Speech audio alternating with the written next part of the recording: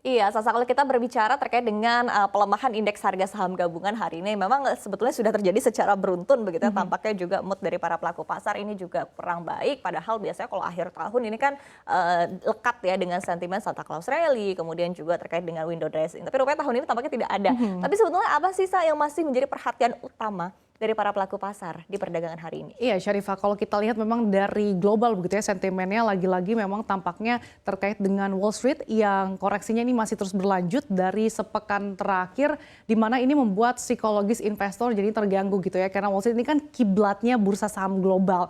Jadi ketika Wall Street tertekan, maka ini otomatis membuat pesimisme dari investor secara global ini juga akan ikutan. Ini yang menjadi pertanyaan adalah apakah nantinya Santa Claus Rally akan ada juga gitu ya, karena Santa Claus Rally ini biasanya terjadi 5 hari perdagangan terakhir di Desember dan berlanjut 2 hari di awal Januari, tapi tampaknya setipe gitu ya dengan pergerakan IHSG. Kalau Wall Street ini juga tampaknya dalam sebulan terakhir juga keok pergerakannya, tidak ada tanda-tanda untuk rebound. Jadi Santa Claus Rally ini juga tampaknya tidak akan datang hari ini, tapi Sinterklas kayaknya tidak datang ya untuk memberikan kado indah untuk tahun 2022 ini. Kado indah Nah, ini maksudnya cuan ya, saya. betul sekali Syarifah, karena kalau kita lihat memang ketika Santa Claus Rally terjadi, biasanya IHSG ini juga menunjukkan kinerja yang impresif.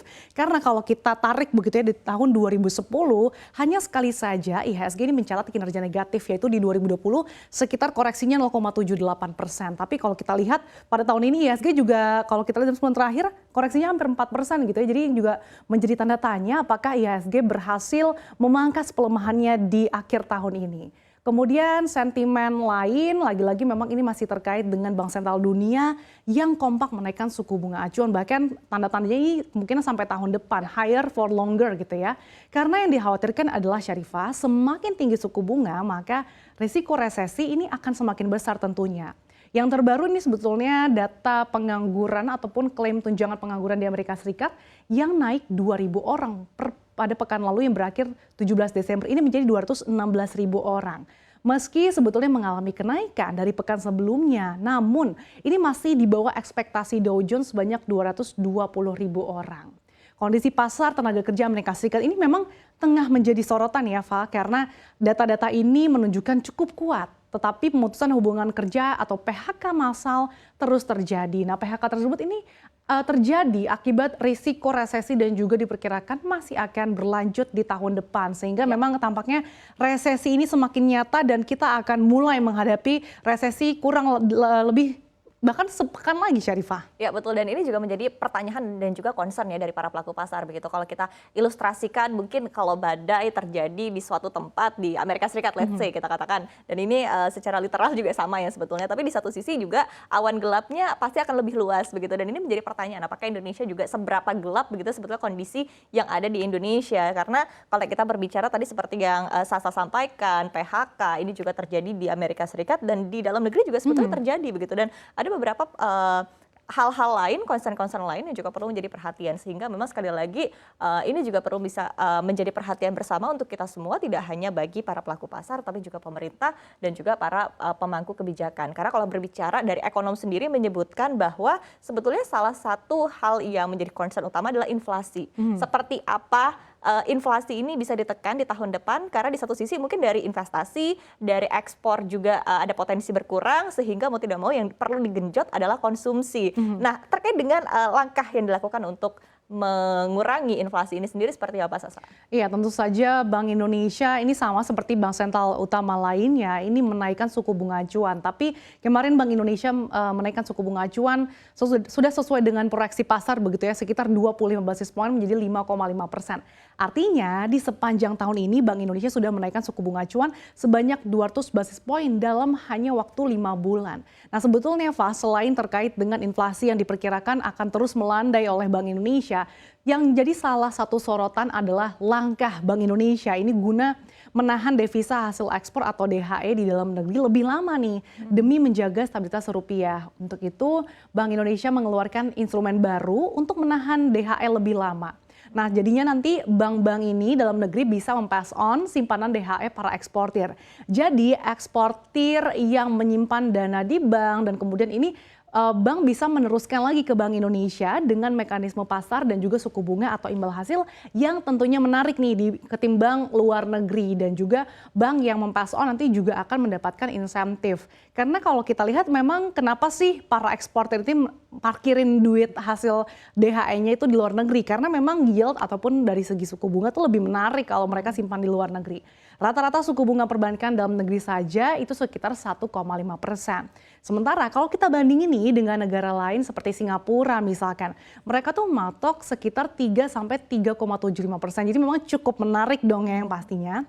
Nah, Bank Indonesia ini nantinya akan menawarkan term deposit falas sekitar 3,75 sampai 4%. Tapi tergantung lagi nih bidding bank-banknya ini seperti apa dalam negeri. Iya, ini menarik ya kalau kita berbicara terkait dengan DHE, karena sekali lagi seperti yang tadi Sasa sebutkan begitu, pasti ada alasan di balik para pelaku usaha ini tadi menyimpan DHE-nya di luar negeri begitu. Dan sebetulnya seberapa besar juga kekuatan dari instrumen yang diterbitkan oleh Bank Indonesia baru-baru ini, dan seberapa besar komitmen dari para pelaku usaha tentunya ya untuk tadi memindahkan DHE dari yang ada di luar negeri masuk ke dalam negeri. Nanti kita juga akan membahas ya dalam closing bell hari ini. Namun sebelumnya mungkin informasi terkait dengan sektornya Nisa. Hari ini di tengah pelemahan indeks harga saham gabungan, kira-kira sektor apa yang masih menarik itu untuk diperhatikan para pelaku pasar? Iya, jelang akhir tahun biasanya saham-saham pertambangan khususnya batu bara ini dilirik begitu ya, karena kan diperkirakan harganya ini akan semakin menarik seiring dengan permintaan yang meningkat. Tapi tampaknya justru berkebalikan gitu ya, harga batu bara global justru kok tampaknya melandai nih jelang libur Natal dan Tahun Baru. Ternyata hal ini seiring dengan lebih hangatnya suhu di Eropa. Jadinya permintaan yang tidak sebanyak proyeksi sebelumnya ini membuat harga batu bara jadinya lesu. Pelemahan ini memperpanjang tren negatif batu bara yang sudah berlangsung selama 2 hari. Kalau kita lihat dalam sepekan harga batu bara ini sudah melemah 1,5%. Dalam sebulan saja harga batu bara sebetulnya masih melonjak 4,5%. Kemudian dalam setahun atau secara year to date sebetulnya masih cukup cuannya sangat menggiurkan 103,2% begitu ya.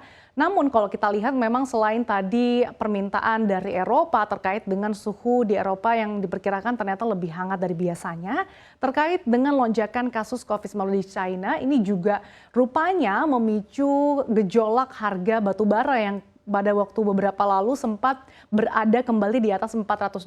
Hal ini gara-gara kebijakan COVID-19 atau Zero COVID-19 di China yang kemudian kasus COVID-19 ini melonjak, sehingga tadi disebutkan juga sampai rumah sakit menjadi kewalahan begitu ya, di saat negara-negara lain sudah reopening negaranya. Tampaknya memang China ini menjadi negara yang belum memaksimalkan momentum reopening ekonominya. Padahal kan sebenarnya China ini kan negara dengan perekonomian terbesar kedua di dunia. Otomatis kalau misalkan ada aktivitas dalam negerinya terbatas, ini otomatis akan mempengaruhi negara-negara lain termasuk Indonesia yang merupakan eksportir utama batu bara ke China. Kemudian juga China kita tahu adalah pusat manufaktur dunia. Sehingga kalau misalkan permintaannya melambat, otomatis juga akan mempengaruhi sektor-sektor dari tanah air yang dikhawatirkan balik lagi akan terjadi PHK massal, karena dari China saja permintaannya berkurang, otomatis nanti dari dalam negeri pengusaha-pengusaha ini juga akan menurunkan tingkat produksinya. Iya, ini menarik ya. Tadi tidak hanya Amerika Serikat, tapi juga seperti apa kondisi perekonomian di China juga perlu menjadi concern dari para pelaku pasar di tanah air. Nah, apalagi kalau misalnya China sebetulnya cukup miris ya saya, karena kita ketahui juga vaksin kita kan diimpor dari China, tapi di satu sisi malah mereka juga tampaknya cukup terlambat dengan kebijakan ini, dan mau tidak mau tadi ya sekali lagi kita akan melihat seperti apa perkembangan kasus COVID-19 di China dan juga imunitas komunalnya terbentuk begitu di sana seperti apa tentunya, dan ini juga terus menjadi concern atau perhatian ke depannya. Nah, kemudian ini mungkin spesial untuk mengakhiri pekan ini. Kalau kita lihat pergerakan indeks harga saham gabungan sekali lagi kan tampaknya sebetulnya tidak kemana-mana ya, saya masih di rentang 6.700, 6.800 dan juga masih belum terlalu perubahan yang signifikan dari awal Desember 2022 ini. Nah, tapi kalau kita lihat pergerakannya secara sektoral, apa sih yang menjadi poin-poin utama dan perlu diperhatikan secara analisa teknikalnya? Iya, memang tampaknya pergerakan IHSG masih jalan di situ-situ aja ya Pak. Karena kalau kita secara teknikal, IHSG ini masih terjebak di fase konsolidasi antara Fibonacci retracement 0,78 dan juga 0,61. Secara candle pun kalau kita lihat ini IHSG membentuk lower high dan juga lower low-nya. Kalau kita trace back sedikit nih ya, sejak dibanting di perdagangan 1 Desember, itu yang candle-nya cukup besar, yang merah, itu IHSG sempat menyentuh lowest levelnya dalam sebulan terakhir di level 6641 pada 12 Desember lalu. IHSG sebetulnya saat itu mencoba untuk melakukan perlawanan nih, Pak, tapi tampaknya memang tenaganya masih belum cukup kuat nih untuk menembus level Fibonacci retracement 0,6 atau 6810. Apalagi kalau kita lihat di bawah tuh, Pak, yang dari segi volume ini juga cenderung sepi atau berada di bawah rata volume 20 hari perdagangan sekitar 16,8 miliar. Dan untuk membalikan tren bearish begitu menuju tren bullish, Iva, IHSG ini butuh PR yang cukup besar atau tenaganya nih butuhnya super gitu untuk mendorong IHSG menembus moving average-nya di MA20 atau di kisaran level 6864 yang garisnya berwarna biru itu. Nah, tapi yang patut dicatat adalah kalau minim sentimen dan kembali membuat IHSG tetap lesu, kemudian menjebol support terdekatnya lagi di 0,78 atau di level 6735, maka tidak menutup kemungkinan nih IHSG akan melanjutkan pelemahannya di level 6639. Nah, level 6.600 ini pun kemungkinan bisa dimanfaatkan oleh investor untuk buy on weakness nih. Karena kalau kita lihat pola pada Juli 2022 lalu sebenarnya agak mirip-mirip ya, di mana IHSG bergerak konsolidasi dan menyentuh level 6.600-an, tapi setelah itu IHSG berhasil bangkit atau rebound. Jadi untuk saat ini Iva dan juga pemirsa tampaknya window dressing kita lupakan dulu deh, mendingan kita fokus untuk liburan dan mengharapkan January effect seiring investor yang biasanya nih akan kembali ramai melakukan transaksi usai libur Natal dan Tahun Baru. Oke, ini tampaknya ada delay ya saya kalau dilihat. Semoga tadi pattern-nya juga terulang ya di Juni 2020 tadi ya, yang mana penguatannya cukup signifikan. Dan di satu sisi juga seperti yang disampaikan oleh sejumlah analis bahwa tampaknya penguatan mungkin akan dirasakan di akhir tahun depan. Karena sekali lagi tampaknya pelaku pasar juga mungkin mau liburan dulu, udah lama, udah berapa tahun gak liburan kemana-mana gitu kan. Jadi mungkin juga fokusnya juga tengah berganti, apalagi sentimennya juga saat ini masih kurang top chair gitu, masih kurang menarik untuk mengangkat pergerakan IHSG lebih lanjut lagi. Tapi kita akan lihat tentunya seperti apa pergerakannya. Dan sekali lagi kepada para pemirsa, tadi yang disampaikan disclaimer, kami tidak mengajak untuk menjual dan juga membeli, dan di satu sisi tadi hanya untuk gambaran saja ya seperti apa kira-kira sentimen yang ada di pergerakan pasar domestik kita.